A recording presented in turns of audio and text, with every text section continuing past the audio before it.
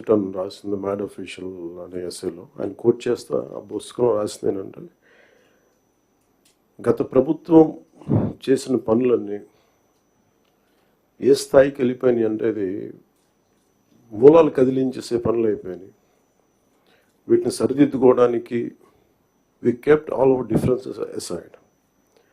దీని వెనక ముఖ్య ఉద్దేశం we want to safeguard the democracy. ప్రజలకు ఇబ్బంది కలగకూడదు. నేతృత్వం వహించే నాయకులు ఇష్టారాజ్యంగా ప్రవర్తిస్తుంటే ఎలా రావాలని చెప్పి అందరం we set aside our differences. We formed an alliance and people believed in us and they gave a great mandate that we would like to remind that part. ఇదంతా మీకు ఎందుకు చెప్తున్నా అంటే, నా పర్సనల్గా నేను రివ్యూస్ చేస్తున్నా, ఏం చేస్తున్నా, ఒకటి ఫిజికల్ ఇర్రెగ్యులారిటీస్, ఫైనాన్షియల్ ఇర్రెగ్యులారిటీస్, ఏది కూడా రూల్ బుక్ పాటించని విధంగా ఇవన్నీ చూసి చాలా ఇబ్బందులు వస్తుంది. ఇందాక కేశవుల్ గారు చెప్పినట్టుగా we took the guidance of Honorable CM. I take really pride in working under him and along with him, and all his experience, expertise and his administrative capabilities are quite really inspiring. We are willing to learn from him. ప్రజలు మా నుంచి చాలా ఆశిస్తున్నారు. మేము ఎన్ని మాట్లాడినా we are policy makers. ప్రజల తాలూకు ఆకాంక్షల్ని, వాళ్ళ కష్టాలని మాట్లాడగలం, పాలసీల్లో చేయగలం. కానీ క్షేత్రస్థాయిలో దాన్ని తీసుకెళ్ళగలిగేది, ప్రజలకి చేరువ చేయగలిగేది ఇది మీరే చేయగలరు. దానికి ఇది మీకు మా జర్నీ చెప్తే ఎంత ఇబ్బంది పడ్డాం మేమందరం అని ఒకసారి మీకు తెలియజేస్తే దీన్ని understand the intricacies and the depth and seriousness of what we had gone through. గత ప్రభుత్వం మా అందరినీ చాలా చాలా ఇబ్బంది పెట్టింది.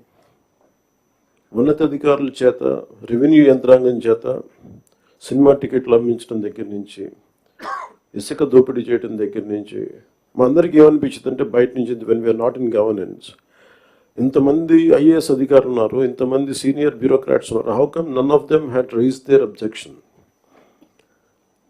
మాకు కామన్ మెన్కి ఎలా ఉంటుందంటే, బయట నుంచి చూస్తే యూర్ ఆల్ ఎక్స్ట్రీమ్లీ లైక్, మీరు ముసోరి లాంటి చోట నుంచి వచ్చి ఐఏఎస్లు చదివి, how come you didn't say no to that? How come you haven't objected for anything, any wrong doing?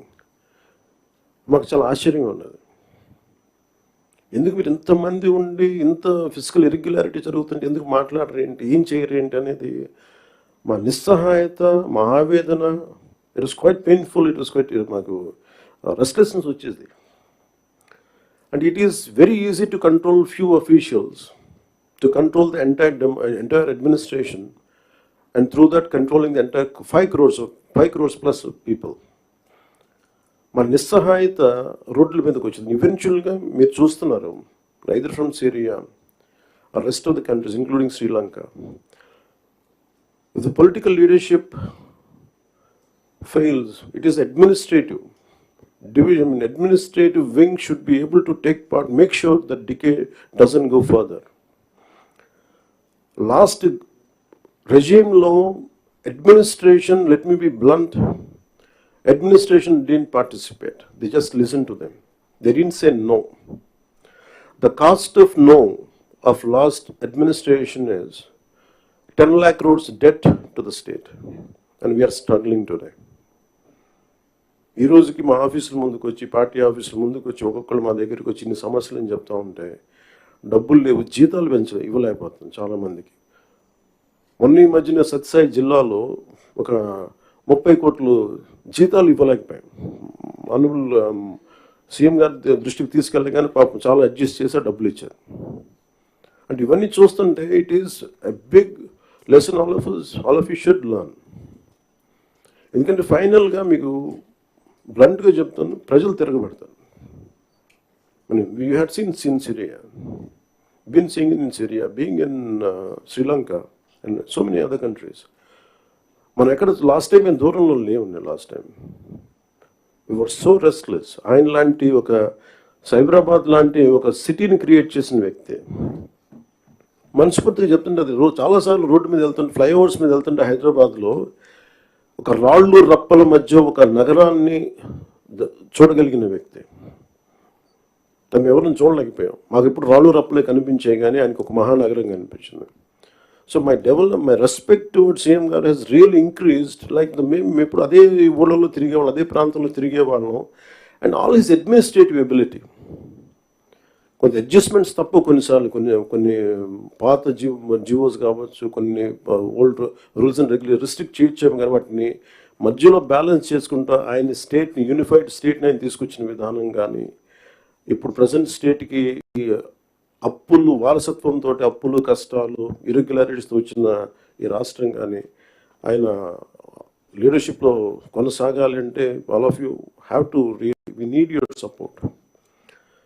ఇది more than I'm begging you and requesting you, it is your fundamental responsibility. Last time మేము ఎన్ని చూస్తామంటే if collectors కూడా కానీ, for example in Kakinada there were 3 check posts. Honourable minister for civil supplies Nadendla Manohar garu వెళ్ళి 3 check పోస్టులు పెట్టిన తర్వాత కూడా చాలా ఇష్టారాజ్యంగా స్మగ్లింగ్ రవాణా జరుగుతూ ఉంటే we don't know whom to blame. Straight ఈజీగా పాయింట్ చేసేయచ్చు కానీ fingers, it is the collector's responsibility, it is the SP's responsibility. How come they had ignored?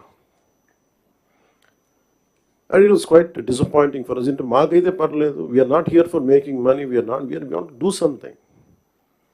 And as I said, the rot begins when wild actions are received calmly by society, and ilanti wild actions chooskunta unte and the country will disintegrate no sooner.